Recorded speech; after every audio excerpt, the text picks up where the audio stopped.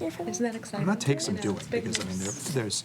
you got, a handful of really talented It's kids, my, but then other ones you that know, were just exciting time homegrown. that I get to, like, have the And with all the Feel all the politics power. 3 minutes. that go on, especially when they're younger, when they settle into their roles. Okay. It's that. But Yeah. before that, I know. Can I, when like, mommy make a thinks motion that or this kid is going to be going something? to, I know. It's so sad. from one league to the other and back again, and he kept them together somehow. Okay, my watch says 6. 6. Ready? It's time now. It's my mic to start, Jeff. It's my mic to start. Okay. Welcome, everyone, to the March 17th regularly scheduled school board meeting.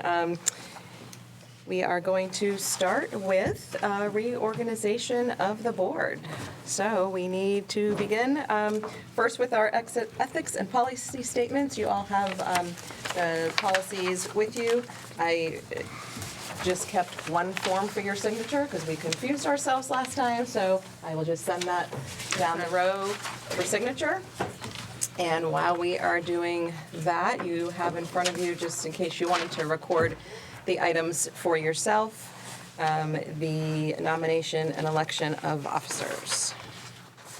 I would like to make a motion to keep the board chair, the vice chair, and the secretary for non-public sessions the same as they were last year. I will second that. Any discussion on that motion? I think a change of, no, just kidding. And a vote, please. Aye. Aye. Thank you. Aye. Regretfully. Such a good job. Okay. Thank you. And now that we have newly elected officers, I get to swiftly hand it back to Chair Mallory Taylor to take over the meeting. Oh, that was a nice respite. Wasn't that all 30 seconds of it? All right. The first committee on our docket here is policy.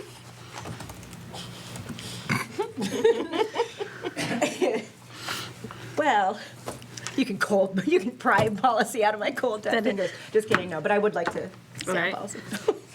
Anyone else like to be on policy? I ain't going anywhere unless anybody wants it. Okay, so Carrie and Garth. Facilities. I'd like to stay on there unless somebody wants it worse than me. Same. Okay, so anybody else? All right. Rick and Garth. The Wellness Committee. Does that have to have two? We've been operating with just one. We have, this year we did do one. Yep. Okay. I shall stay on. Technology Committee. I'll stay on that one. Okay. Select Board Liaison. I'll stay on there. I'll do it if you. Yeah, Yeah? I'm fine with that, yeah. You sure? I don't want to take it from you, is what I'm saying. I mean, we can have words after, but you can have them now. Just kidding. Okay, good. All right, Garth. All right. Do we have any contract negotiations this year? We do not. Okay. I'll do that one. Me too. And Collaborative Communication Committee. I'll stay on that. As long as nobody else objects to it. That's it. Oh, yeah. Do you want to stay on that, I'll Rick? do that too. I'm sorry. Okay. All right. Great job. You right. don't have to, sorry, Yeah, no pressure, no, no I- pressure. All right. All right. So we're ready for the pledge. Fiona's going to lead us in the pledge. Oh, double tapped. I know. I know. Giants fan.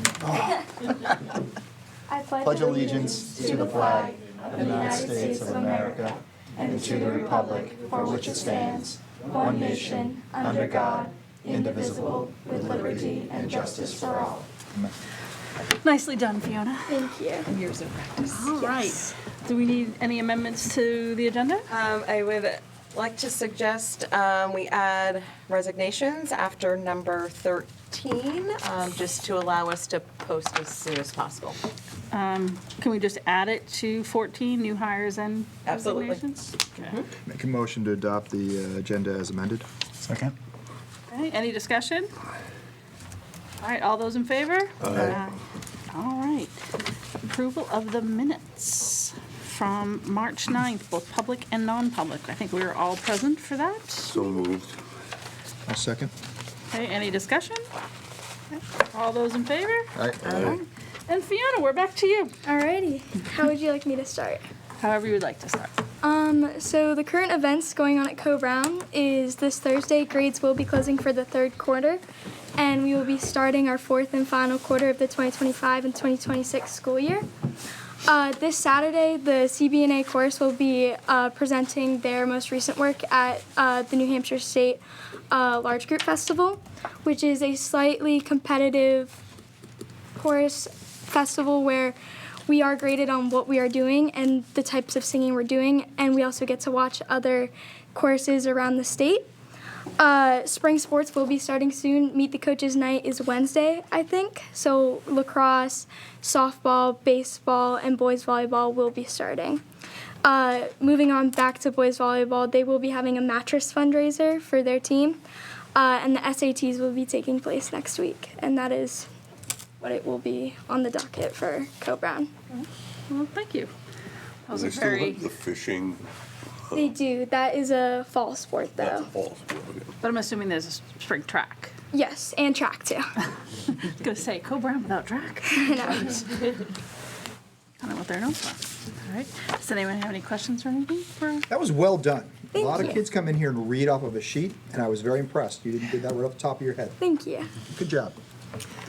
Just to add to the Co-Brown list, I did receive an email about senior portfolios, but it does conflict with a school board meeting night. So I did respond and let them know that we had a scheduled meeting for that evening. All right. What year are you in again, Fiona? I'm a sophomore, Okay. so A couple years before you Yeah. get your portfolio. But be thinking about it. I will. When do you pick classes for next year?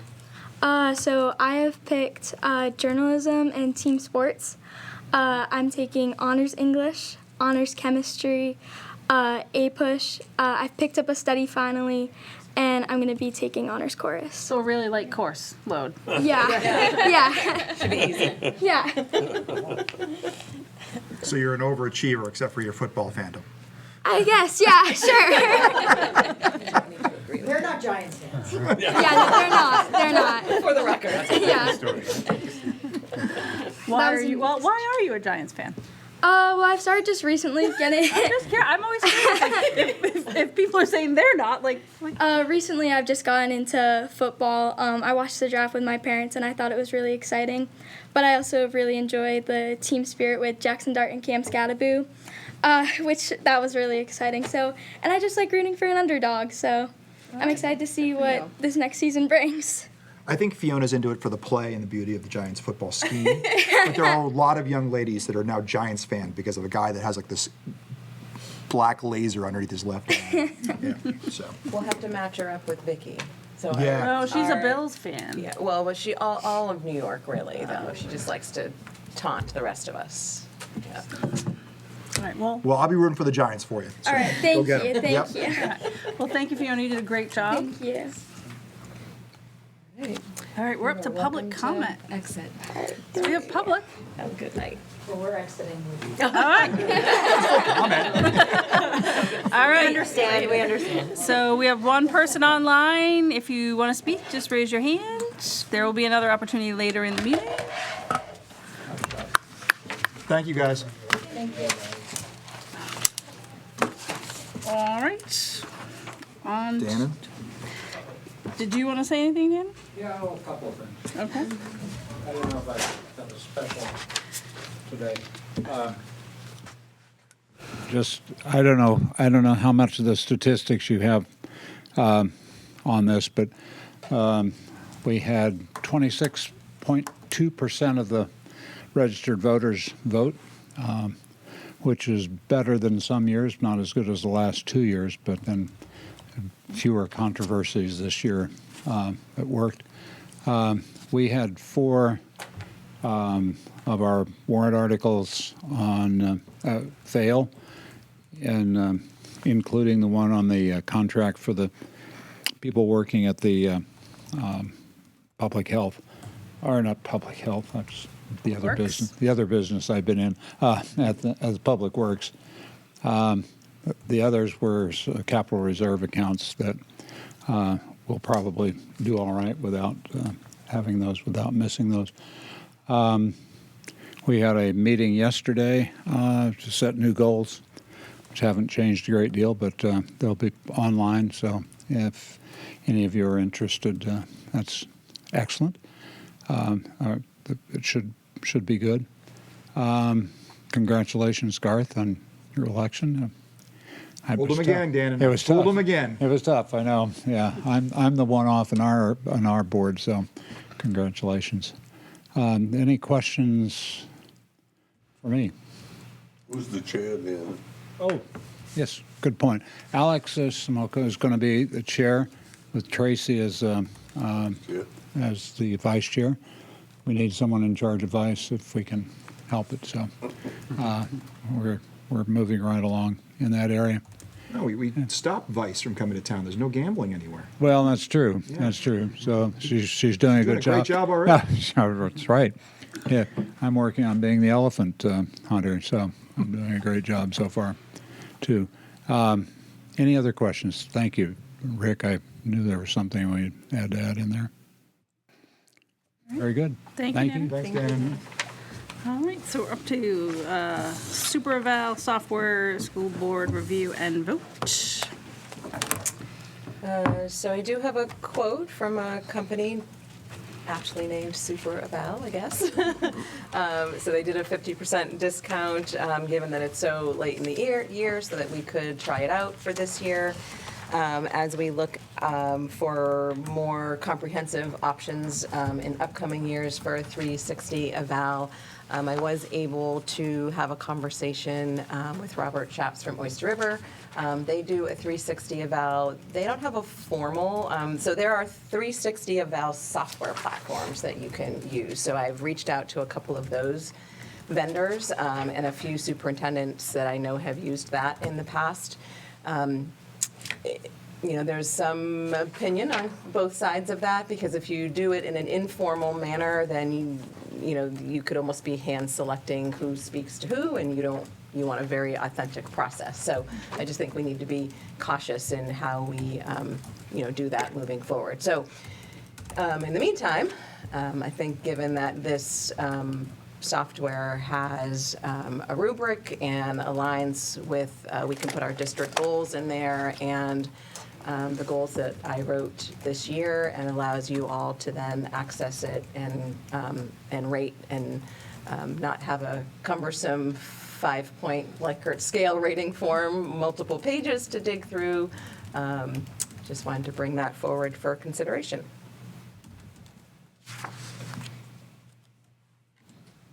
So yeah, I think we should use it, right? Yeah. Yeah. So I'll make a motion to use the software. Yeah, I'll second that. Okay, any other discussion?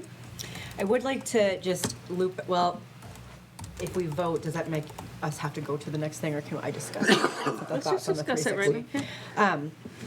So I don't think I want to add or have you spend any more time, speaking for myself, on researching options for a software platform for a 360 review. Okay. But I can't stress the importance enough about how much the board would like to see a form of a 360 review. Sure. Even if it's just 5 questions and an open-ended question for entry, I just think that it would behooves us to do that and provide that, and then we can maybe think about something more robust in the future. I'm disappointed that there's not something already. I really thought there would be, unfortunately. But I think we'd be missing a valuable piece. I think you'd be missing an opportunity to hear from your peers and to hear from those in the district. And I think also the board would be missing out on a key piece of information that we really haven't gotten to ask people. We hear it anecdotally. We're a small community, and I don't want rumors to be what we hear or speculation. I want it to be really from people directly. So I think it's a good thing. I think we're on a very tight time frame, considering already, and we can talk about the timing of it later, either via email or whatever, because I don't want this meeting to go till 9 o'clock, but I do think that it's important that we produce something. Agreed. Sooner rather than. We had discussed as an administrative team sending out, so we've been sending out more regular staff surveys this year. We've sent out family surveys about particular content areas like the code of conduct. So can you tell me more about which groupings of people you want to ensure that I Can we am do this in reaching out a policy meeting? Like, and come We up with could. them? Because, I mean, I think it's really behooves the board to come up with how we want to do it. And we've Yeah. done this in the past. It's not specific to you. Oh, no, no, yeah. We've done it with other superintendents in the past. And Okay, and so I haven't been, so I don't remember doing one with Dan, and that's as far Yeah, as my experience we did. goes. Okay. so, we can. Yeah, But I would some- want it from all the stakeholders, so Yeah. parents, staff, Perfect. administration. Yeah, some superintendents, like, I don't want to use the wrong word, control or dictate that process. And that doesn't seem, I don't feel like that, I don't want it to come from me, right? No, it would have to come from the board. Right, Yeah. so, okay, perfect, that makes sense. Hi, families. This is Deanna Ray. Yeah. What do you think of me? Right, Be honest with me. yeah, Be sure to sign your name at the bottom and what grade your kid is in. right, And I don't think, I'm just saying this for the future, so we don't, please, certainly don't need to, but I just want to get this on the record that I think that, considering the recent vote, I think that we should be focusing next year on also doing a much better job of understanding what people without children that are not necessarily what I would call quote-unquote school educator supporters, school supporters, understand about school. I don't think they can receive the same survey as we do for our staff or for our families, but I think that we have a bit of a blind spot that I would like to understand at a deeper level, and I think we can only do that when we reach out and actively ask. So I don't know what that looks like, but we're talking about evaluation. But it's not just about DNA, it would be about the school. But anyways, Well, and I've been saying that for a long time, that, you know, as someone who does not have children in the school, none of my friends get any communication from the district in any way, so. I think that would be a huge undertaking for right now, so I don't think we can do that now. But I do think that should be a priority for us for next year. But anyways. Okay. We have a lot more visibility on the town website now, so maybe it's a survey link there or informational newsletters there, but we have to figure out a better or cast a broader net to the community. Because if you're not in the schools, then you don't hear directly, you know, from Until the it's time to district vote. about what's going on. Until it's time to vote. Yeah. Okay, all right, so we had a motion and a second to adopt the SuperVal software for this year. Any other discussion? So are we just going to, just to be clear, so we're going to take this conversation about the 360 offline to policy? Okay. Just making sure I understand. Okay. All right, all those in favor? Aye. All right, so selecting a date for our workshop session. So, the last 2 years, I think just 2 years, we've done it in July. Prior to that, it has been done in May. The reason we moved it to July is so that we could have end-of-year academic achievement data, which of course we're going to report out on whether it's a workshop session or not. What the administrative team has found is when we wait until July to have the workshop session, it pushes all that work into summer and late summer, and it's just challenging to get our buildings up and ready to run, and it feels very rushed and busy. So I would like to propose we put the workshop session back to May, and then obviously share academic achievement data in July, at the July meeting, when we do have it. But isn't some of what we do in that meeting acting on that data that we won't have? Yeah, that one goal area of academics. We have the 3 other overarching areas to talk about. And with the mid-year data, I think we already know where we need to head. We just won't have those final numbers. So I guess my question would be, what is the team looking for to change if we do it earlier? And I'm not against it. I'm just trying, because I'm remembering the ones that I've been to so far in 6, 7 years. Can't remember.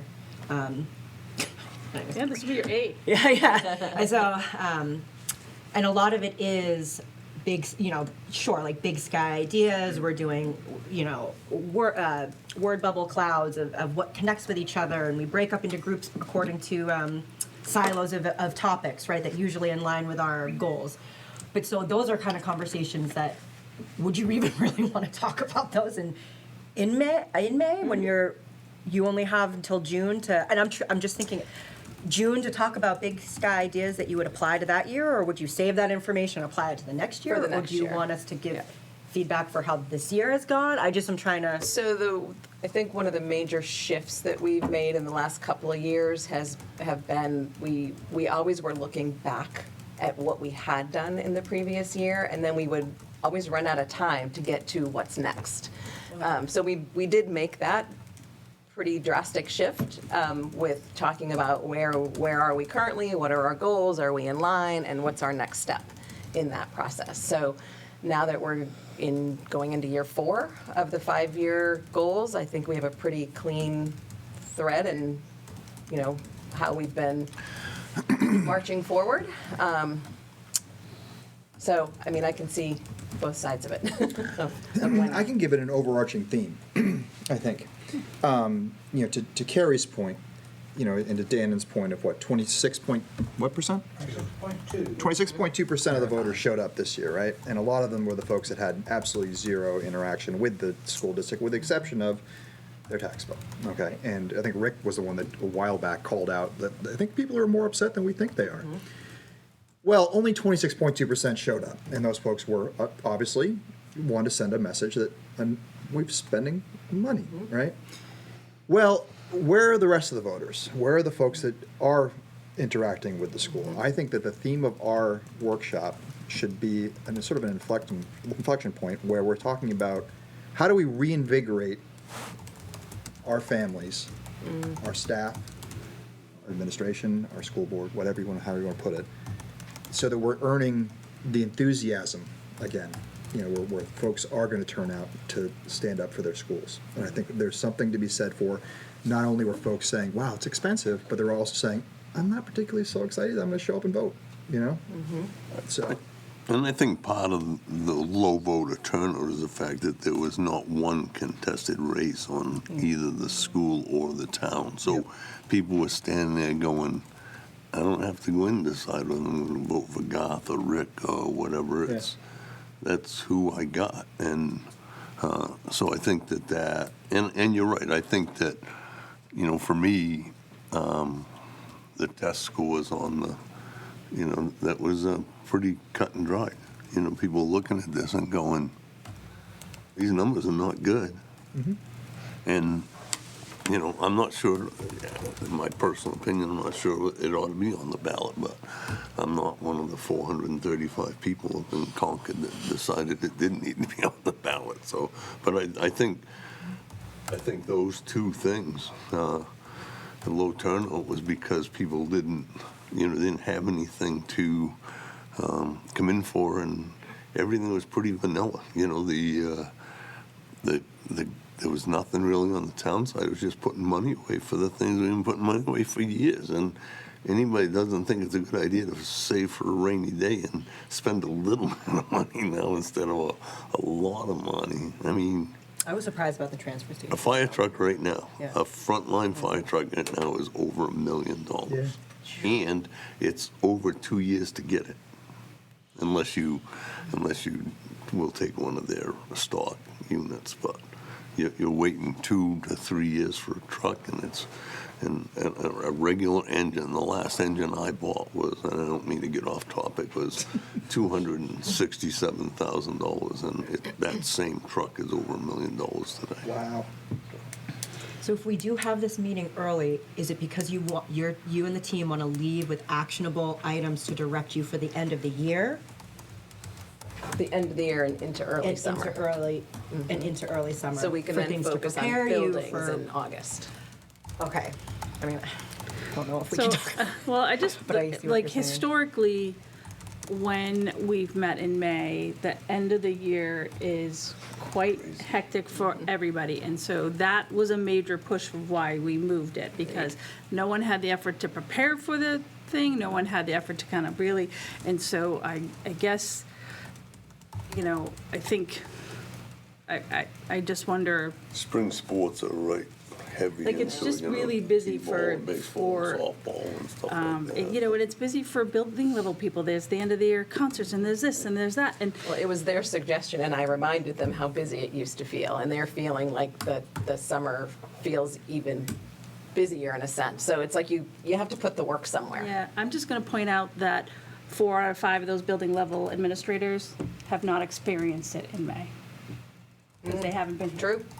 So I think, yeah, it sounds better. I just don't know that that's really the the feedback we got from the administrator. Now, it was a different group of administrators, like I just pointed out, but the feedback we got was, no, it's too soon. We needed more, they need more time to wrap everything up that they're doing in their buildings. And so I guess. And is really a month, like, let's say we have this in mid-May, just like right smack dab in the middle of May. If it was me, I mean, again, but do you really believe that it would be realistic of us to ask them to make those types of changes with a month and a half left of school? Not even, because we don't go all the way to the end of June. I don't know, I just feel like that is a lot to put on them, to say, hey, we might have some different changes initiatives. for May and June. It would be. Okay, because I asked before if Items they're looking to- for action items for the rest of this year. No, Okay. to then inform next year and that goal writing. When do we normally do it? July. Let's do it in July. So when do we want to do it in July? I just I can't imagine what I do in May. July 4th. It's a Saturday. Let's look in.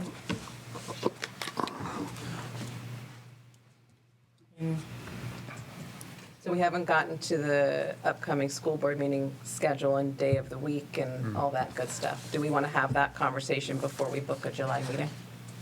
Or do you want to do workshop first? It was right in the middle. It was July 16th last year. It was like smack in the middle of the month. Yeah. I saw on our packet you were looking to have the first meeting our July regular meeting, July 14th, right? Right, but I also want to give everybody the opportunity to talk about day of the week, right? I just did it based on Tuesdays, but if we change the day of the week, then those dates would all shift. Did it on Wednesday last year, didn't we? Yeah, it was Wednesday. It was Wednesday the 16th. No, I mean board meetings in Yeah, general. Oh, yeah. yeah. Yeah, those are Tuesdays. Yeah. Tuesday's fine. Can we replace the July 14th meeting with a workshop? Does that make sense? We usually only have one meeting in Yeah, July, we only have the right? one in July. Yeah, we usually have one meeting in July, but it's typically a pretty light agenda because it's summer. Yeah. Why don't we just replace the one on the 14th with the workshop, and if there's anything that we need actionable, we can call us in early, half an hour early to vote on this stuff if need be, right? That's fine with me.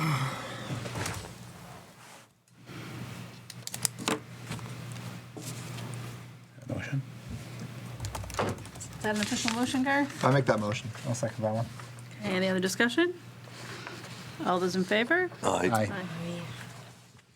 Are we my changing it to? Oh, geez. No, it's fine. No, we're not switching it, for goodness sakes. It just took We'll just have cake. 5 of us to do it, but I was like. Make sure dessert is We- cake. Where were we? It Move to happens Wednesday the every year. 15th. This happens every year. What, is it your it's birthday? fine. Yes, Yeah. but it's fine. I'm going to be 41. I'm No changing one it cares. from I do not workshop care. to Carrie's birthday Wanna celebration. just do that one meeting on No. the 15th? No, it's good. No, We're seriously, gonna what's the stay. big No, deal? We because have- Here it's- now. I'm 41. This is not a banner birthday. I honestly cannot think of anything but just something normal. Just Don't need saying, to- if we're it's not a setting banner. schedules, now's the I was time. gonna good. say, like, one, No, you no, know, it's the good. next day is not a big deal. Let's just do the 15th. Yeah, move Are you it- sure? move it As long on. as you guys. Yes. Okay. All right, you want I'd like to to amend your I would like motion? to- Amend my dinner with my motion to family. work around Carrie's big Thank birthday. you. I'll second that. All right, so, July. all those in favor of meeting on the 15th of Thank you, July? guys. Aye. Aye. All right. All right, so proposed school board meeting schedule and discussion and vote. So I will say, I asked Deanna to put this on the schedule because in my tenure on the board, we've met on different nights. And we used to meet on a Wednesday night, on Wednesday nights. And then I think we moved to Tuesdays to, someone had, like, one of the members had something regularly on Tuesday or whatever. So, like, we can stay on Tuesdays, that's fine, but I didn't know if, you know, this was a more challenging night for people or whatever. And so, you know, one point that Deanna made was if we move to Wednesdays, we can post for the board meetings on Monday. Right now, we have to post on Friday because no one's here over the weekend, so that it's further out, you know, so, but again, you know, I don't know what folks think. I don't I'm fine with particularly moving care. it if we. I don't care, I'm mostly retired, so. What As is long this- as it's not Thursdays, then I'm. Yeah. Dan, what does the Good. town have going on Wednesday nights? Okay, then we can do, I'm just not want to move around them, but it's like, I don't want to Yeah. conflict either. Yeah. Select board and From a school board on the same posting- night. Yeah. Yeah, from a posting perspective, just because sometimes it's tough for people to get their reports in, not that they want to work over the weekend, but it still gives them that opportunity to do something if they need to. A posting on a Monday. Friday's a hard due date. Unless there's something. Let's move to the Wednesday. Yeah, I'm fine with moving them to Wednesdays. Yeah. All right, Yeah. is that an official motion? May 1st. I'll make that motion. All right. Wow, this is momentous. First and third. It is big. So, Things are changing. do you want me to talk a little bit about the content? I didn't move anything from this past year. This past year, we did add a budget workshop session because one felt too tight, so I did keep two. So I would just take all these dates and shift them one to Wednesdays. I would like to also, when we get into budget season, Did we vote? I Did would like not, to 'cause she have went to the our next one. school board meetings, either we add a meeting, but I do not want to have meetings where we're doing budget and then regular school board all in one meeting. I want it to be either, but like we used to do this years ago, it was a budget meeting, full line by line focus, and then if we had to add a meeting the next week for regular school board business, it was two separate meetings, but I think it's too much to focus on the important business of crafting a budget and then switch gears to listening to principal reports. It's just not, it's too much. Agreed. So can we then maybe fluidly talk about these two items together on the agenda? Sure. So if we look at the workshop session, then the November 17th, oh, hold on, there's a typo in there. Let me just double check this. So November 17th says budget workshop. That is not correct. So that is currently listed as a regular school board meeting with the series of 2300s, 24, 25, 27, and 3000. So 2700 and 3000, those are long-term contracts. There really won't be anything to say in those lines. And then the 23s, 24s, and 25s are smaller. So do you want me to redistribute those to the other two budget workshops, or do you want to add an additional meeting?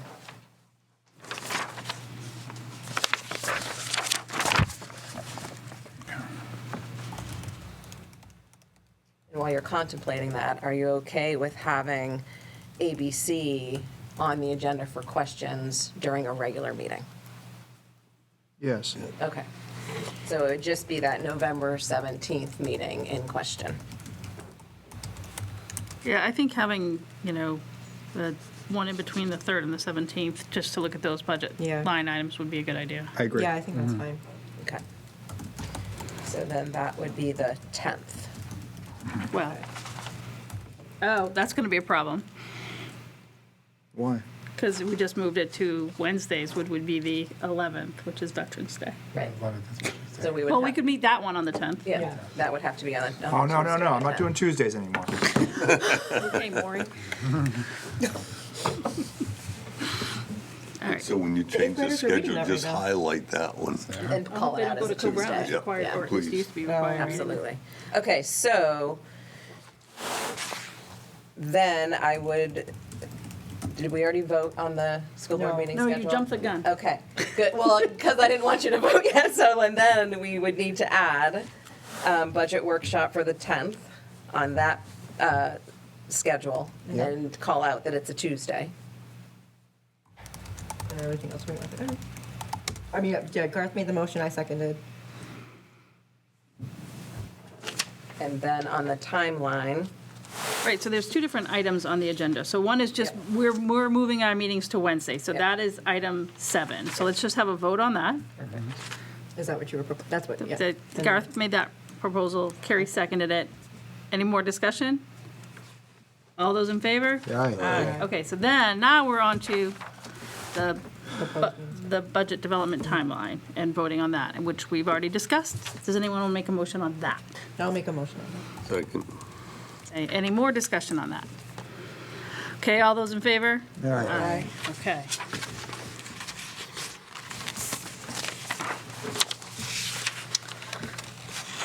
So we have some nominations and unfortunately some resignations.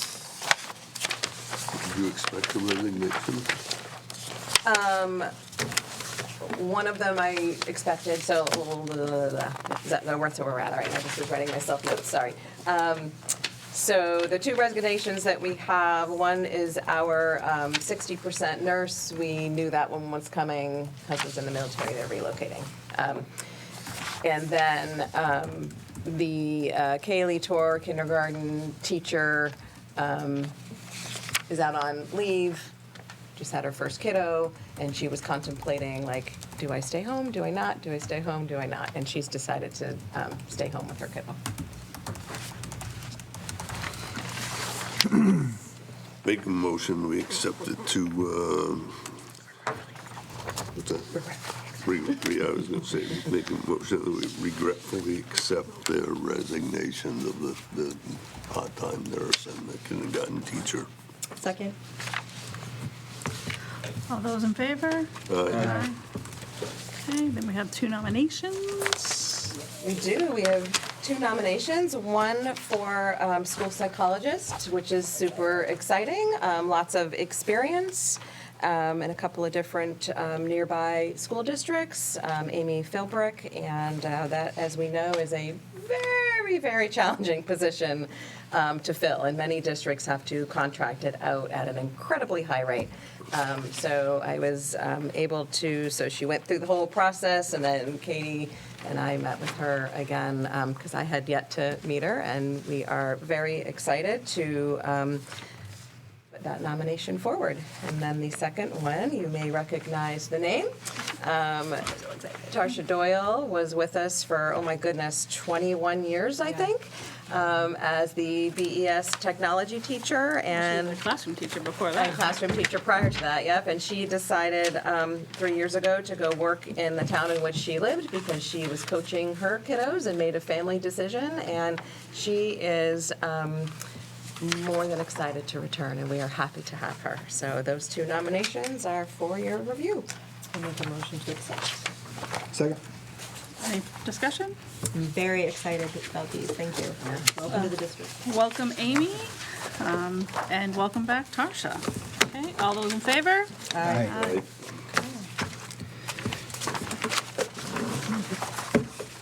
All right. It's very exciting to find a school cycle experience. Unreal. Yeah. It's a unicorn. And I think the benefit of them now being in the CBA, it was helpful. So, that's good. All right, so superintendent report. All right, so I will share some highlights from my report. The hiring personnel section is a little wonky already because it's just that time of year. So as soon as I put it in writing, things change, which is, in this case, great news. So as you all know, just as a reminder, we do have, and not any longer now that you've made your motions, but we had 4 positions open due to retirements: nurse, school psychologist, BES technology teacher, and a kindergarten teacher. The kindergarten position we filled internally as a result of the reduction in force at the preschool level. So that was already put into place. I did meet with the union, so I waited as long as I felt was professionally responsible to have the conversations that I needed to have. Now that people's votes in different towns have happened, you want to ensure that if you need to do a reduction, that people are going to have ample opportunity to look for other positions. So I did meet with the union just to ensure that we were all on the same page as regarding what the CBA says for reductions in force. And then I did meet with the staff member who was the last person to sign, and verified with legal it is actually when they date and sign their contract, not when it's offered, because they have to actually accept the position. So did encourage that person. They have very solid student achievement data, and they're only in their 2nd year here with us, but we, regretfully, I had to have that conversation. She was very gracious about it. I did encourage her to consider the 1-year position that we have open, and I'm not sure if I know she had a conversation with Mr. Boardman about it. I'm not certain if she's made that formal request at this time. or not, but we are hopeful that she will consider doing that. And we also know that we're always a little bit surprised that people make different family decisions or move, or, you know, things happen in the spring. So things may still shake out differently for her. So she understands that the next, if we have an opportunity for a full-time position, and now we actually do because we just was gonna say, accepted a don't we have a- kindergarten, kindergarten resignation, that we do have that opportunity now. So it's every day something new can happen. So I can actually have that conversation now that that resignation is accepted. I just got it today, to let her know that we don't, in fact, have to issue that one-year contract. So we are ahead of nominations, which will happen on the 7th, and contracts will go out that Friday. So we still have a few weeks. Well, we have up until the end of the year for people to potentially resign or make different So decisions. at the end of the day, we're not going to have any riffs. Right now, correct? Yep, as of today's kindergarten resignation. That person would have the opportunity to shift from BES down to the ECLC. Yep. So that's good news. As far as building highlights go, I had shared with you briefly last time being able to see the Walk to Math program that ECLC has started. So they keep meeting regularly to keep tabs on that and tweak that as it is going. So excited to see if or how we're able to increase achievement using that model. Exciting to see more regular small group differentiated instruction happening. At BES, unfortunately, the reschedule of the last board meeting, then you didn't get to hear from the Invention Convention winners. But as usual, it's such a great showing and such a fun event to participate in. There was a unique, what was it called again, Carrie? The Goldberg, was that it? Yes, the root. Yes. So that was really fun to watch, a group of kiddos coming together to problem solve right there in the moment and tweak their invention to make the box open without touching it. And they were super excited when it happened, and we're excited to see how the statewide competition unfolds.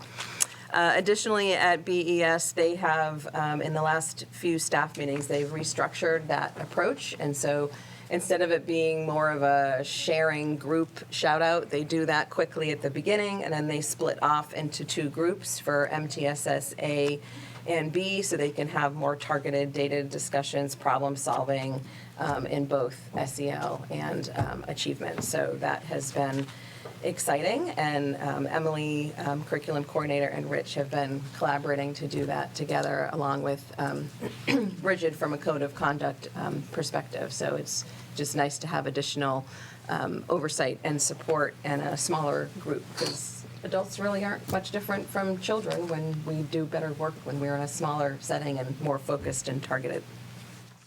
BMS has been doing a lot of work with the math department this year, both during PD time and then job embedded time, where they are, like they had done with 8th grade. Bree Thomas had restructured the order in which the standards were being taught, and we saw the great growth that 8th grade had in math when we shared the mid-year data. So the 5th, 6th, and 7th grade teachers are excited to revamp the order of their standards. And then obviously whenever you do that, you then have to look at report cards and how you're going to share that information. So the efforts are paying off, and we're headed in the right direction there, which is great.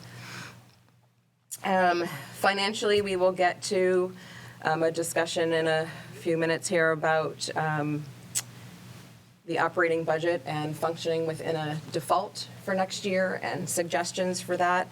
I am cautiously optimistic that I have a pretty good handle on how we can make that happen. I think at the forefront, we need to ensure that we're upholding student programming, staffing levels, class sizes, salaries, and benefits across the district. So I will share that in a couple of minutes. Vicki has included an updated financial statement I know that that's just in the packet, but I just wanted to highlight the difference, I guess, from the last time that it was shared with you. So there's a $180,000 difference from the last report, and that's because we just now received our first Dover High School bill. So we paid them, and there's an additional 6 students at Dover High School than were budgeted for, which happens. Like, people move, and we obviously don't know 18 months in advance who's going to live in town. So that was 120 of the 180. And another unicorn, we were able to find a licensed speech and language assistant. So we now have hired and onboarded that individual as well. Vicki also. Did we get that nomination? They are Paris, and that you don't typically get the Paris. I think that level of para we probably should. I will bring it to you. I will get you her info. Would you I like me think to bring anyone who it? falls into that category of the licensing and things like that, I think should come to the board. Okay. Do you want me to bring it to the next meeting or email you her info? I think just going forward, that should be our practice. Sure. That ship has sailed. She started working. I mean, in some districts, all the para nominations go to the board. I don't think we need to get that deep into the weeds, but for that level of para, that are providing direct instruction and things like that and not in the support. Yeah, we haven't historically, but absolutely happy to make that change. So I think now that new contract has passed and we have those individuals who are licensed and separate from a typically hired para, Yeah. then we can bring that group of people forward. So that would be behavior coaches, RBTs, registered behavior technicians, speech and language assistant, an OT assistant if we continue with that approach in the future. And do we have RBTs or BTs? We have one RBT. Okay. But BTs would fall in that category as well, right? Yeah, we don't currently have any, but I would think as we look to future behavior coaches, we might want to look at a more highly trained individual. The last thing financially is Vicki did encumber a little bit more money for sublines because we've had some long-term leaves that have put some of those sublines a little out of whack. So she felt at this point in the year, it was best to encumber those funds so that we really knew what we were dealing with as we went into the spring. So still bottom line, just over, I think it was 429, yep, 429, 263 in unencumbered funds. And when we talk about the default versus the proposed budget and some suggestions on how to manage that, you'll have a better understanding of why we have that kind of money left over. I mean, it's not left over yet, but unencumbered, I should say, at this point. And you heard that there are 2 districts, I think Dover's one of them, that is not, Dover and Portsmouth, yeah. that are not Portsmouth- paying the Portsmouth just school care paid. bill. Oh, Portsmouth just They did paid? just pay. Yep. Paying Okay. under protest. Yeah. Paying Under under protest protest. was what they said? Yes. Okay. They had, Portsmouth had put a proposal forward. School Care declined their proposal, and then they just met and opted to pay. It was a multi-year payoff. But didn't they have like the Secretary of State come to their board meeting this week? Yes. Yeah, yeah. And Dover's up against a tax cap, so it's not that they don't want to pay. They need a 2/3 majority vote in order to pay, and that they have to override their tax cap to do it. Otherwise, they would be cutting positions. Right. Okay. So it's not that they are, They're not squandering. it. right, they're not digging their heels in and saying, we refuse. They have good reason to say, we just don't have the money in our operating budget to do so currently. So they are figuring it out. No, I just think it's good for us to say that on the record because Agreed. people read a headline, right, and then they see this document, there might be some confusion and question of, well, why are these other 2 large municipal districts not in? Yeah. Okay. So I actually did get an update from School Care. I could forward that email to you all if you want to take a look at it. So 88 of the 90 districts, as I had shared previously, did pay that assessment. And there's still some question. There's information in School Care's bylaws back from 2008 that indicates they won't reassess. So there's still some question out there around what's really happening. Okay. I know. Be clear, Rather, I didn't like that big bill we got, but like, since 2008, they've reassessed and given us money back. Yes. And so we Agreed. can't have our cake and, Cake and eat it, yeah. you know. Yep. And that's really is the basic function of a risk pool, right? Like the members of the pool help offset other members' good years and bad years. Right. And it just got to the point where due to a variety of factors, you know, medication cost increases and just a variety of, you know, people with large claims, that it just got to the point where the risk pool was not sustaining itself to the degree that is allowable by law, because they have to have a certain amount of money in the coffer. So, some committee updates. Before we move on, policy- can I ask just a couple things? Sure. Professional conferences and workshops. Mm-hmm. We budgeted 4,000 and have encumbered 10,523. What the hell do we spend an extra $6,500? Which page are you on? Hold on. Give me a line item. I can find it. Under Superintendent's OFC SAU 74. So I can, Which one is the, Oh. the 20, this number, this far left number? 2321.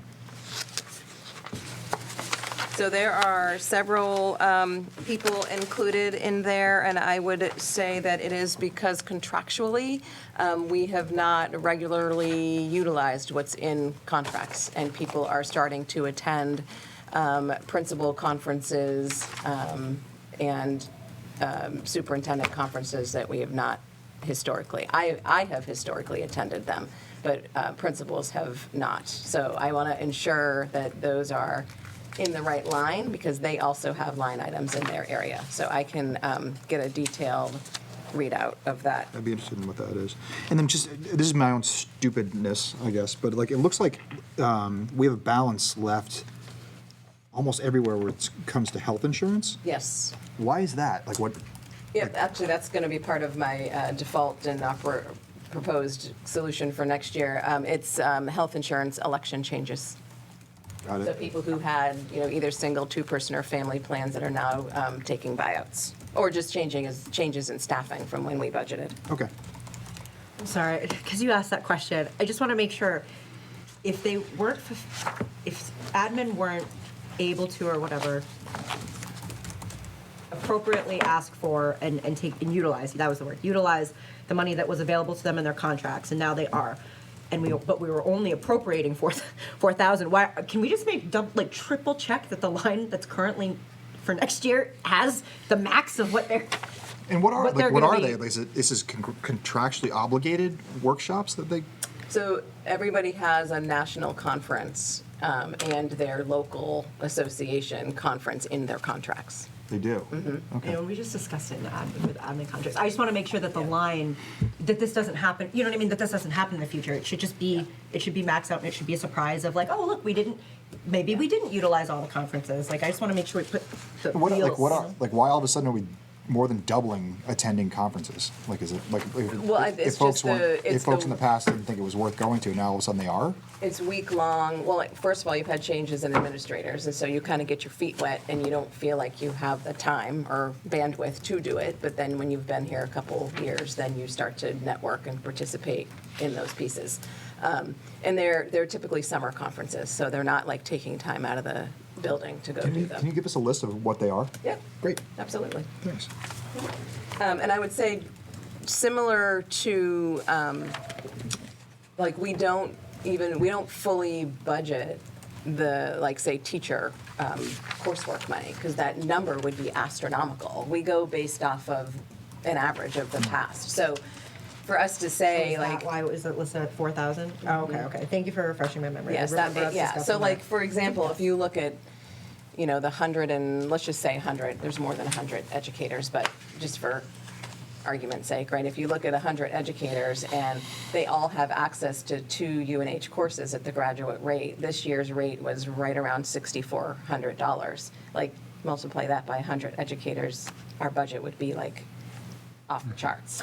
Oh, yes, and I forget, we also put a clause in the Sure, contract yeah. this year that there's the timing in which they request it, how they request it is much more formal. And then there's that extra amount in there. I'm just too. curious what it is. Anytime you see a huge jump like that, Yeah. you want to ask a question. And what was with food services? That was, we were over budget in that too, when I was wondering. So we are actually in the midst of pushing back on that a little bit. They hired an extra person that was not in our contract and not budgeted. So Bridget is handling that currently. So they're not making a budget. Okay. Yeah. Great. Yeah, and I would, I don't know for certain, but I would, I'm pretty confident that if we looked at conference workshop lines, they've always been in the negative. We've never fully budgeted for those experiences. Can you look into, just have Vicki give us like, just to make sure that that's, I just want to make sure that that's true, and then can you copy the new contract to the email that gives us the dates of the, what Garth asked for, sorry. I don't know why I'm having a hard time speaking today. Administrators or The teachers? The administrator one. Yep. I just want while we're looking at those, that we get refreshed on the new language, because it is new. Yep. And it's different, and so I just want us to look at both at the same time, and then see the historically what we've budgeted for those lines for like, what, 3 years, 5 years? Yeah, for About 5. five? Yep. Here, Thank you. Well, this is good. We can keep the lights on for another year. yeah. So what are you going to do about next year? Hold on. Not there? Hold on, not quite there yet. Just want to make sure I didn't miss anything. Do you want me to give you a committee rundown, or do you want to read it? Well, I had a question for policy. Yep. Refresh my memory about why we didn't, because we just went over a whole new slew set of ones this past Wednesday.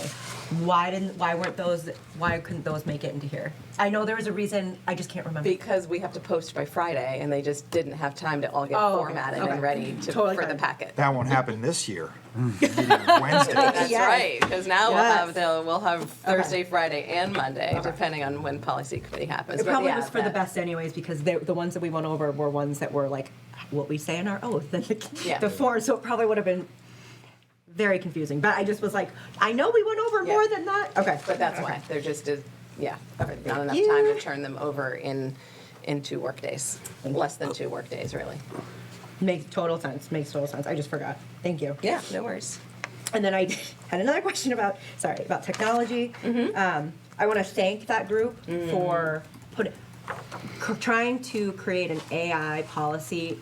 Right now, it sounds awful, so I just want to say thank you to them. I hope everyone listening or watching later understands that trying to do that right now in this environment, in this industry, is really, really challenging. So thank you for that work.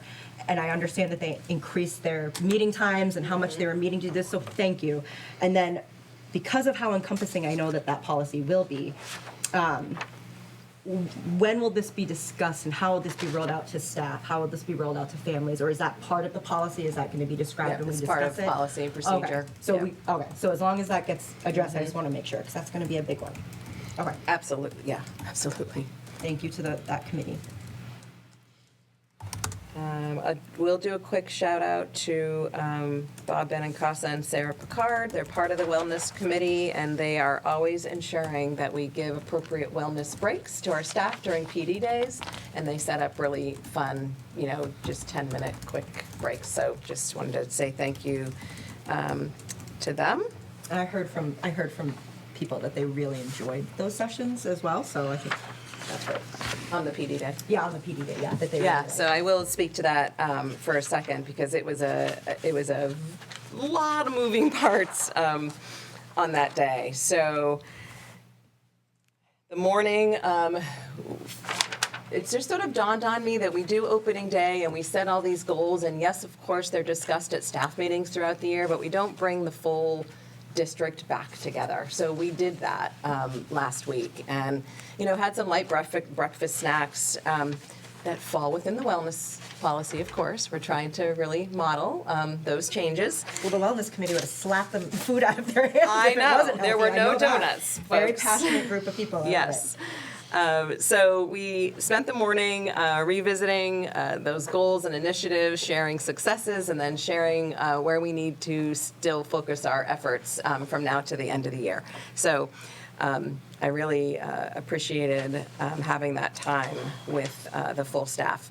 That we then shifted into reminding the staff of the history around the Portrait of a Learner work and our next steps. And then we broke into 14 subgroups to look at rubrics and alignment both vertically and horizontally, and then remixed groups to grade level bands to look at that piece, and then also to start to identify activities and assignments that are already occurring, so that people could wrap their head around, like, okay, this isn't going to feel as big, to implement, because I already have opportunities to grade this type of information.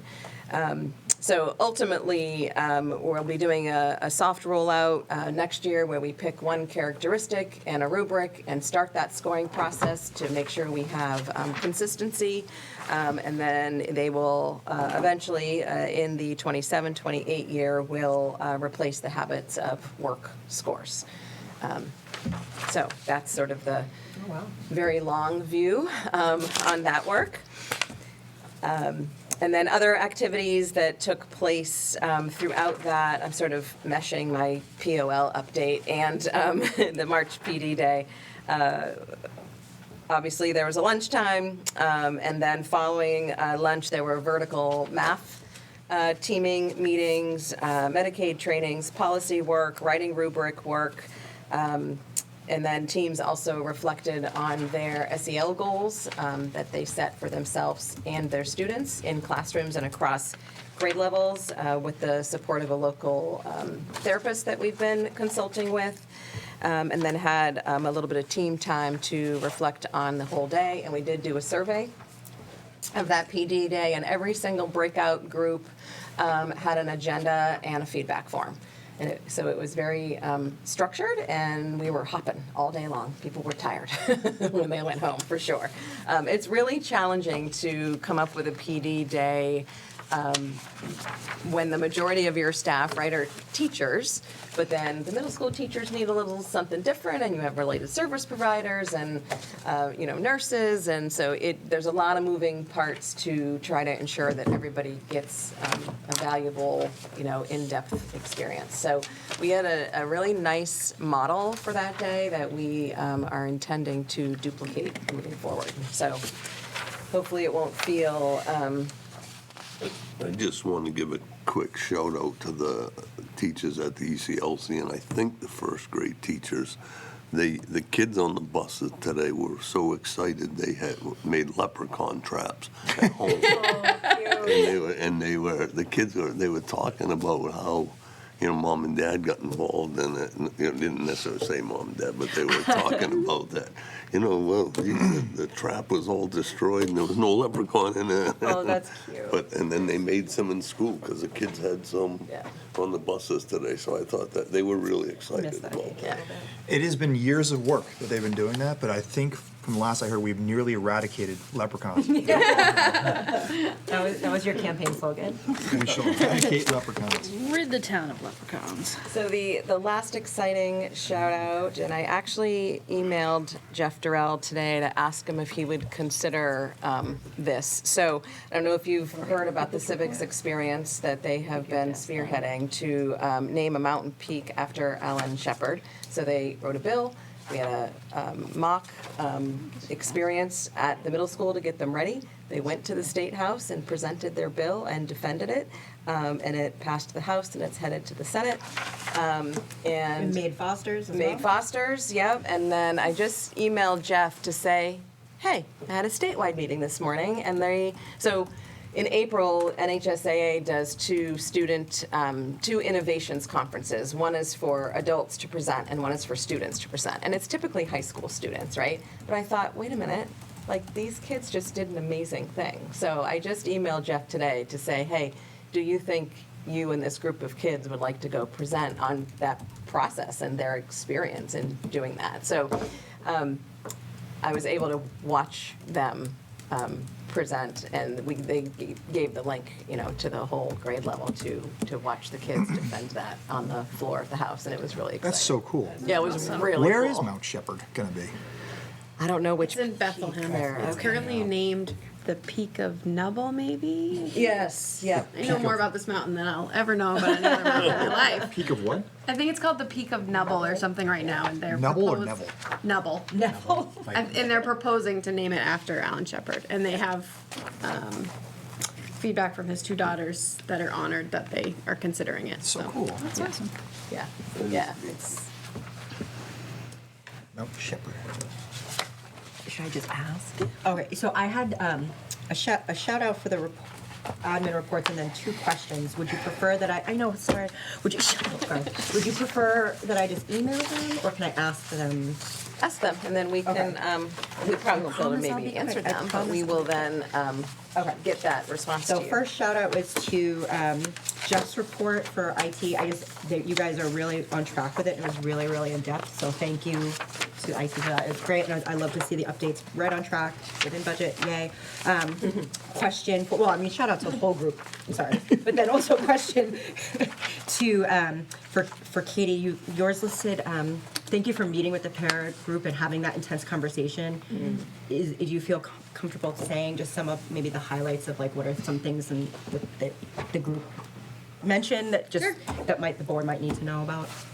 Yeah, let me just pull up Sorry. that. That's okay. Totally you. fine. Let me just pull up the document so I'm not like misquoting things. I want to pull up my paradox. Oh, your too. responses, Yep, nope, sorry. that's totally fine. Hold on one second. So essentially, I did it last year. I did it in a different format. This year it felt better, I think, because the way we organized and structured the PD day allowed me to have like significant time with the paras that felt planned and organized. Where last year I was like, I need feedback. Often we don't. It's not like a criticism of what we've done in the past or how we move forward, but like we assign paras to students based on what we know as administrators and seeing them in working with kids, right? But we don't really know how they're feeling about their assignments, right? Yeah. And we can move them at any point, right? So I just think that often their voice is not heard, for lack of better terms, right? And it's not intentional, it just is the way of their it's job, busy, and it right? gets And busy, right? it's a hard job, and we don't have them all of the time that we can pull them from kids because they have to be with the kids all the time. Great. So really, the time with them was to get kind of feedback, and it was focused on initially like what are some successes that have happened this year, whether it's with your individual student, whether it's with collaborating with teachers, whether it's understanding the IEP process, whatever it is.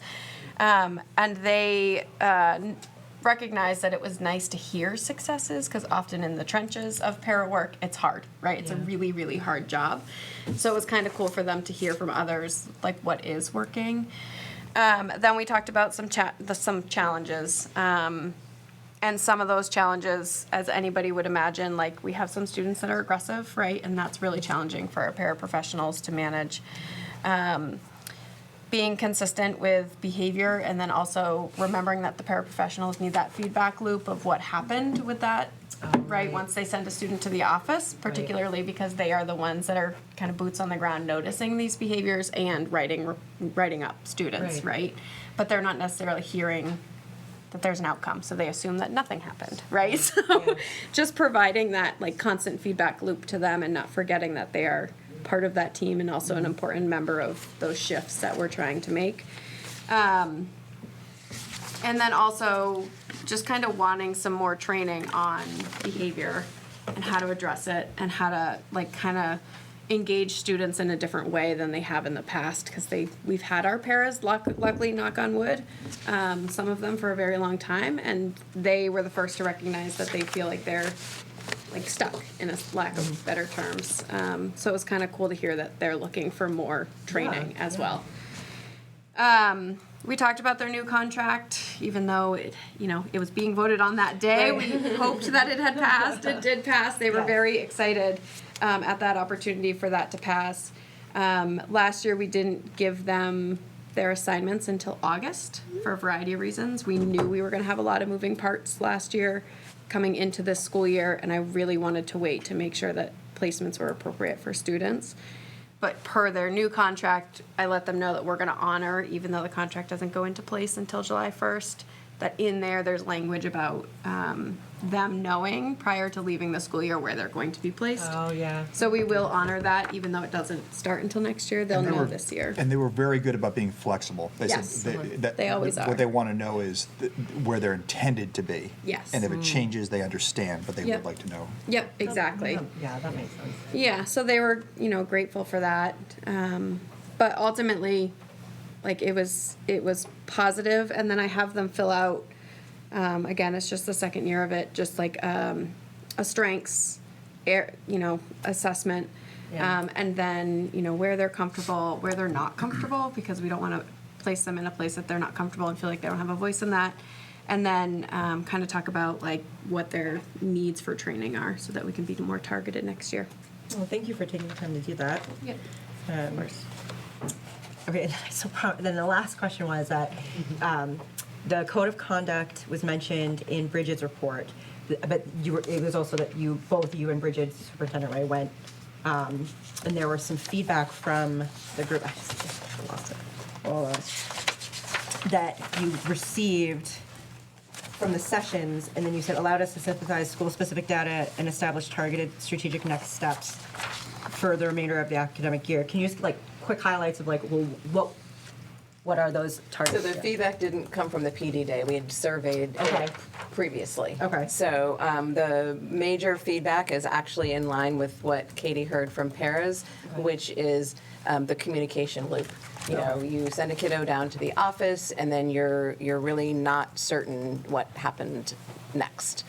So we talked about, as a leadership team, like, all right, what does your process look like? Because it's a little different in each building.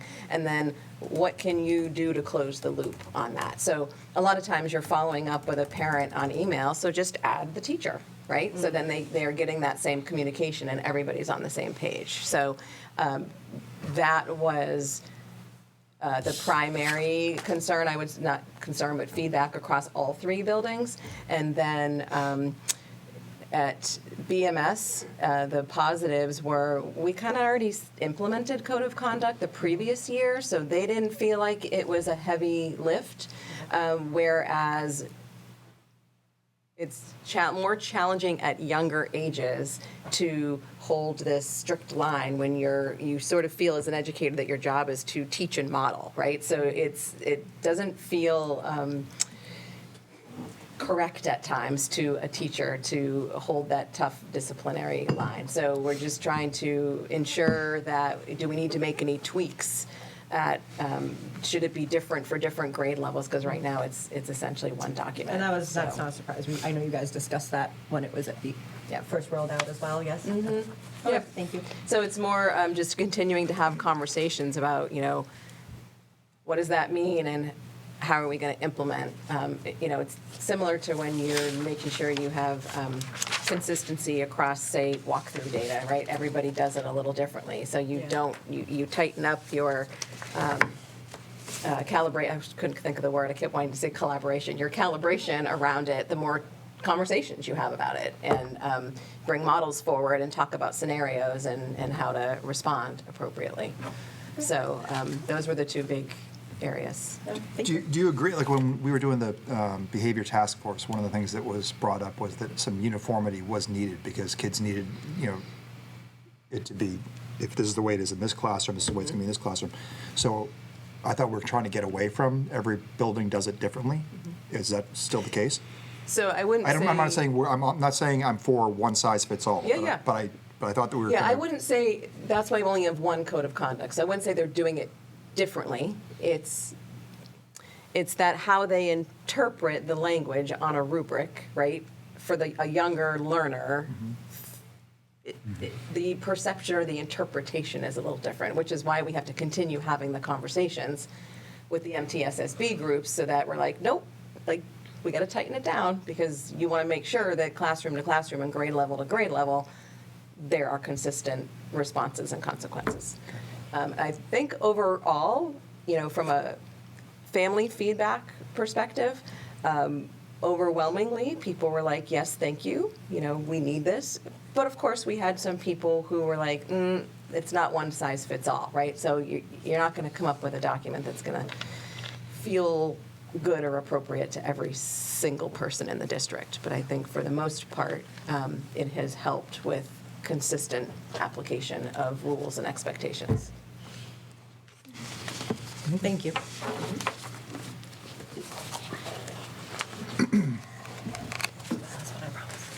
All right. Shift to some budgetary thoughts. Okay, it's a lot. The difference between the default and the proposed is $202,793. So I started looking at, as I'm reviewing the financial statement and I'm looking at, prior to this $180,000 change, we were right around 600 and now we're at about 429 in this current budget. And I started looking at, what did we have in the proposed that obviously isn't in the default, and vice versa. There's some things in the default that we had taken out of the proposed. So that was sort of my thinking when I created all these categories. A couple of major buckets, or two bigger dollar items, I guess you would say, would be the ELA curriculum cost and then early retirement incentives. So that's where I started. Those two things were in proposed, not in default. So yes, we have some money in the default for curriculum, but nowhere near the 135 we would need for a full ELA curriculum. So my thoughts there, I looked at what are some areas, like why do we have 429 and change remaining unencumbered in the current operating budget? So there was a bunch of little amounts throughout the budget, but a couple of big overarching areas was we have high school buses, two of them that we didn't run this year, and then also some changes in bus amounts at BES and BMS. So what we had budgeted versus where the contracts actually landed when those contracts were adopted last year. And then health insurance election changes. So from those three areas, we have $200,000 currently unencumbered in this 25-26 operating budget. So my recommendation would be to utilize current funds. Once the ELA curriculum committee has made their selection, they're down to 2, and then also pay the early retirement incentives out of that. So the other retirement pieces are in the CBA, and so they are in the default. So, the sick time buyout and longevity and those pieces for the people who are retiring, because they did let us know in the appropriate time frame, and they're allowable as a default budget expense. But those incentives and ELA curriculum are not. So that is current budget suggestions. And then the items that are in the default that were not in the proposed, that I could then deduct, right, from the magical number we're trying to get to, which is the current default number of $33,970,666. We had a BES teaching position, a preschool teaching position, special education busing that we had removed. If you recall, back when we thought we wouldn't be able to use the van and we were going to have to use transportation, and then we could use the van. And then we had taken one high school bus out of the proposed. So that's $303,165 that we can remove from the default.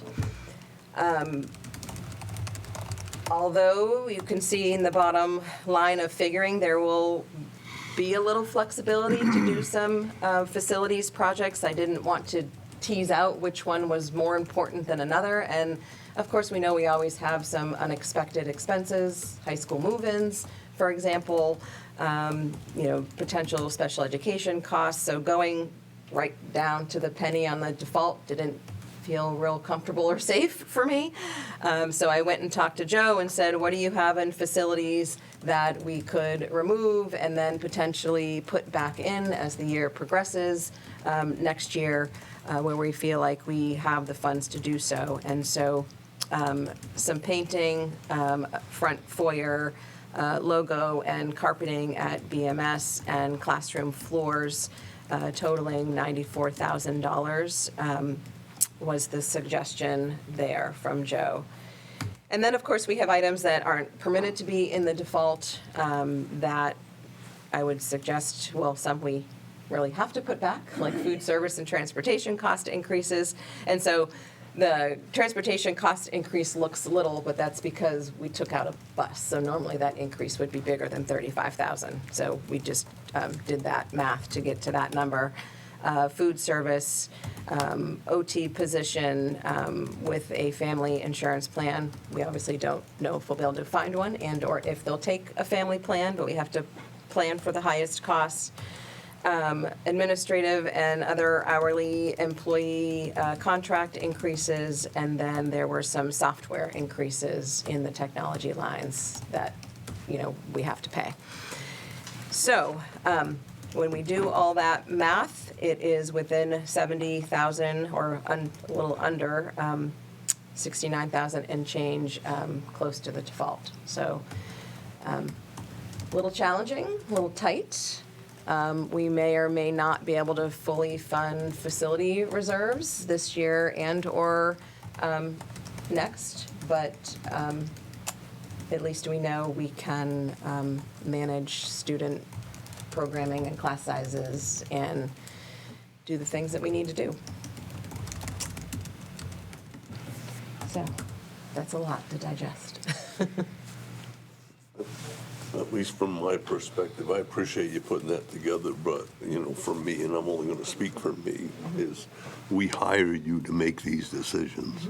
And that, it's, at the end of the day, it's up to you to figure out how you're gonna run a district on whatever the taxpayers give you for money. That's my take on it. It would have been it was challenging, but it would have been a far more challenging process if the default and the proposed hadn't been so tight. So, I just appreciate all of your feedback and input throughout that process, as well as the ABC and the administrators, because we really did keep the proposed reasonable this year to the best of our ability. So, in other years, this would have been a really difficult undertaking, and we probably would be sitting here talking about staff. Is there any pit we could fall in as far as busing?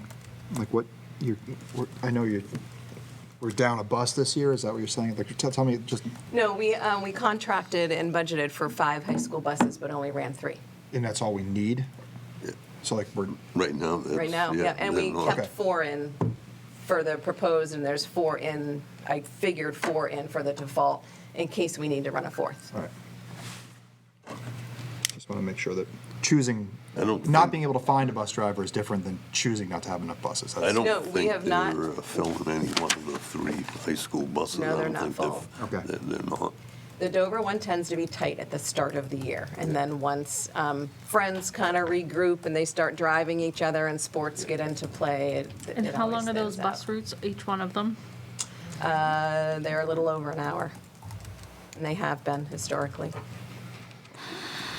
And running an additional one doesn't cut off a ton of time. That's, Well, cut the town in half. Right. yeah. Still I think- doesn't, yeah, I mean, they do with the high school kids, like, they have certain stops that, it's like, hey, if you wanna ride the bus, Yeah, this you is have- where you right, gotta yeah, be. they're We're cluster not- stops, We're yeah. not coming to your house, and, What a lot of families do is they find the cluster stop that's the latest, and then they drop at that stop. right, So that kids aren't out there at the crack of dawn, and then also, or sometimes in the dark, depending on the time of the year, and to give them a little more time in the morning. our routes run about 40 minutes, and we find there's less kids in the morning on the buses, even for the little school and the middle schoolers. We'll end up with 8, at least on my bus, I end up with 8 or 10 more kids in the afternoon, because parents just, I don't know, they think. Yeah, they drop it's on the way to work, they early can't to pick get up. up or whatever. It is, having a full fleet of buses at the elementary and middle school level has made a world of difference this year, with timing, with arrival, dismissal, and time on the buses, for sure. Of the $122,940 that is for administrative and hourly contract increases, how much of that are you planning to use it on administrative, and how much of that is for hourly contract? It would take me a bit to pull up that document and add all those up. Roughly percentage-wise. Percentage of what? So the administrator. What percent of that is hourly contract increases? Which The administrator contracts were ranging, this year ranged between a 3 and a 5% increase on their current salary. I think that pool was close to 70, so that would leave the remaining for hourly folks. So you're saying about $70,000 of that will I be think it was for just a little over 70. administrative staff, and 52,000 is for hourly, roughly? Okay. Yeah, and we don't have a lot of hourly staff remaining because we contract out our custodial services now. So we used to have a greater number of hourly people. And what's the increase for them that you're The making hourly? up that $52,000? The hourly people were in for $1 an hour this year in the budget process.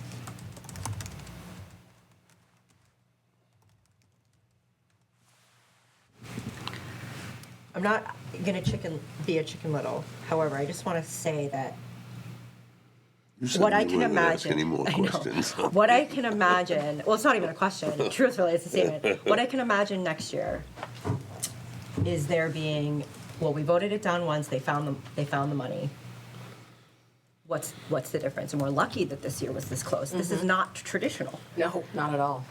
And so I'm just thinking that I just think that this will have to definitely dictate how we just continue to discuss our school budgets in the future and change how we present in a way, because I don't think this is going to be possible in this manner. No, not in year years after year. future. No. Yeah. So, because again, a majority of people are not watching our watching our meetings religiously, coming to them, have kids in the school, and fully understand all of this. And so, to me, it would seem logical to think, well, 202 came out of there real quick, seemed very easy. Could that happen again? And I just don't want people to lose faith in that. I know it was only 26.2%, but those 26.2% of people can be very loud, especially on social media, Sure. et cetera, et cetera. So I just think. Yeah, and I think guess about. that's why I took the time to Yes. really detail and show the why. And this is part of how it's so challenging to start a budget process a year and a half in advance, right? Yeah. You know, just like we gain high schoolers, and now I'm $120,000 that I didn't expect in that area. You know, sometimes there's areas like health insurance where you recoup a little, and then it's a balancing act at the end of the day when you're, looking at a bottom line budget. So, last year the budget was pretty tight. I'm grateful that I was able to pinpoint some very specific areas where we do have some unencumbered funds. But again, it's only March. I don't think we should rush off to any, expenditures now as we sit now. And it's been a pretty stable budget throughout the year. We are, Vicky's happy she's been sleeping well all year. Usually she's a little anxious by this time of the year, so. And we do have to make some concessions, for sure. It's not all easily put back in the default. You can't put everything back in. So it's a combination of things you can wait on, but also capitalizing on some changes in this current year's budget. I guess I'm concerned at the optics of our budget was voted down, and the only thing we seem to be cutting is the potential of some facilities work. I don't know that is being kind of responsive to what I think was a message from the community. And what I'm afraid is, I don't know if people remember, and I know this was before your time, Deanna, is when someone came into the deliberative session and said, let's cut $300,000, so the operating budget went below default. And I think if we aren't more responsive to the current vote and what the public told us last week, that is going to be a real possibility. Yeah. I think I used the term earlier in the meeting, an inflection point, because I mean, I've only been doing this for 12 years, but I've never thought we'd see a budget fail. I mean, and so what has happened where we've lost the faith of the voter, or the enthusiasm of our class, the folks in our classrooms? I had a doctor ask me today, I was in the doctor's office. He says, I live in Barrington. I go, you do? He says, yeah. He says, can you tell me why my taxes are so high? Well, It's because of me, the school board member over there. like, I said, but I've said this to other people. The problem is that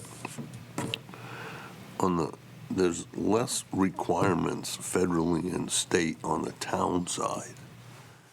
But there's so many federal regulations and state regulations that you have to do. And they stand there and tell you, you got to do this, but they don't give you the money to do it. Yes, we must transport the children, we must feed the children. And it's like, when I was on the school, I don't know what it is now, when I was on the school board 30 years ago, federal mandate was the feds would pick up 40% of special education costs. They were paying about 12%. I don't know, what are them numbers today? Is it still 40% they're supposed to be paying? No. When the federal law was written, right, Yeah. that was Also, the But- state's supposed to be paying We a were lot more, promised. and they're not. But that's what I said to them. I'm like, the thing is we lose these funds, and so it falls onto the backs of the people paying the bills. Like, oh, you're just trying to figure out my taxes. So, Well, and I don't know how this possibly happened, but there was a misunderstanding in the community, and from what I believe maybe the staff, that if they voted for the default budget, it means that there would be guaranteed not a RIF. Yep. So that's a hard look at how we are communicating, but that kind of misinformation cannot happen.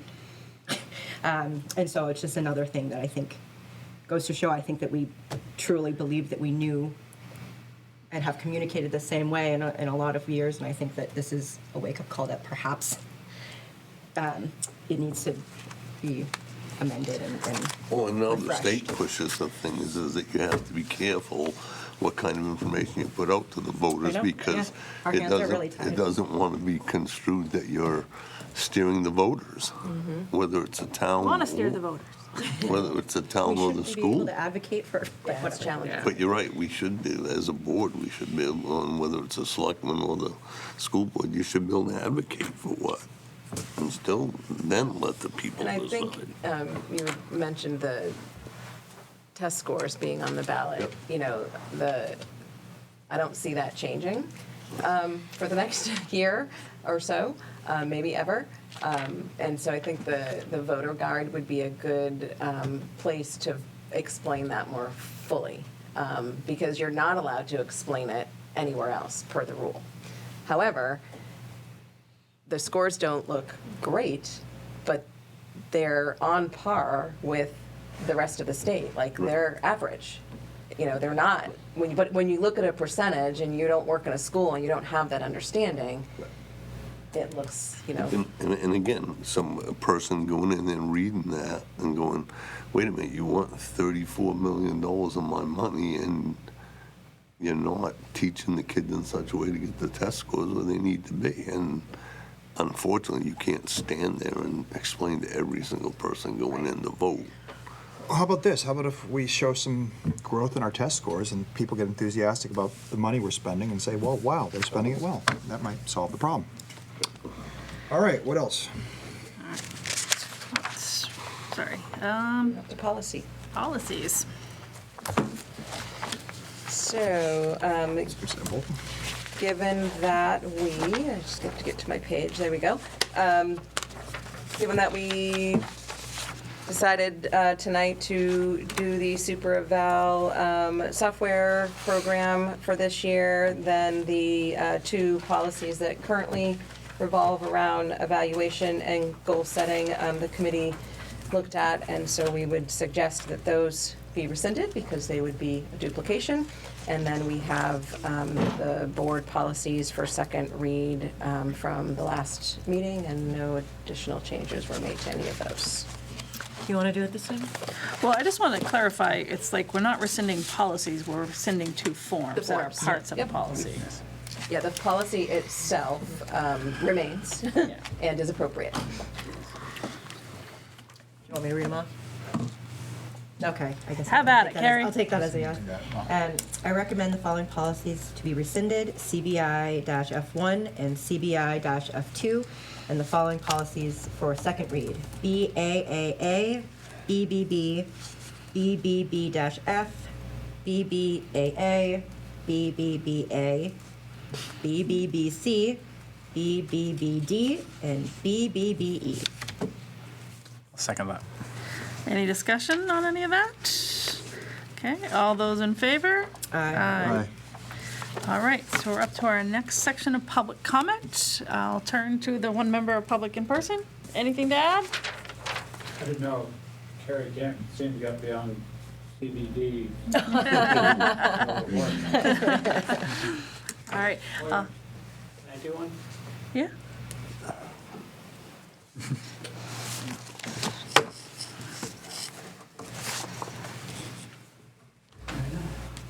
So, since we're doing shout outs, I wanted to give a shout out to Mason Gower, our production assistant. He's a Barrington District alum who's at Oyster River High School, a junior, wanting to learn production design, hoping to go to Norwich University and continue that. Yeah. So he's done an awesome job. Flip the camera around and just give a. Yay! Gower power. All right. All right, And Mason's mom is also a district employee. Yes, yes. all right. Thank you, Jeff. Then I'll let you go back and double check my old vision. I don't see any hands up, but you can confirm that. The 3 people that are online. Does the future meeting dates of them change because we're moving to Wednesday? No, No, that's for next year. these will start in July. July, got it. All right, so I don't see any hands up. All right, Citing 91-A:3, 2A. I make a motion to move to non-public. Second that. okay, we'll take a roll call vote. Jason Baker, aye. Garth Svensson, aye. Moira Taylor, aye. Carrie Neal, aye. Rick Walker, aye. All right, thank you, everyone. Happy St. Patrick's Day.